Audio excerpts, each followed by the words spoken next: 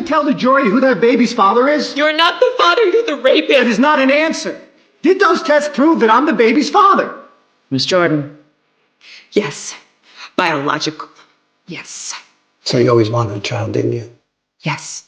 And I gave you the child you always wanted. After 2 days of intense discussion, the jury finally made a verdict. They found Purcell not guilty of rape. Although most jurors deeply sympathized with the fact that Avery was pregnant with a rapist child, unfortunately, one juror believed an absurd claim that a woman couldn't become pregnant from rape. This was his sole dissenting vote, which ultimately changed the trial's outcome. The moment the verdict was read, Avery sat on a bench outside the courtroom and completely broke down. Suddenly, her water broke. Benson immediately took her to the hospital, where she safely gave birth to a healthy baby boy. She finally realized her dream of becoming a mother. This made her temporarily put aside her trauma and start a new life with her son. But the despicable Purcell wouldn't give up. He actually took Avery to family court, seeking custody of the child. So you intend to raise our child on your own while sitting at home unemployed taking psychoactive Don't drugs? act like I'm crazy and you're the sane one.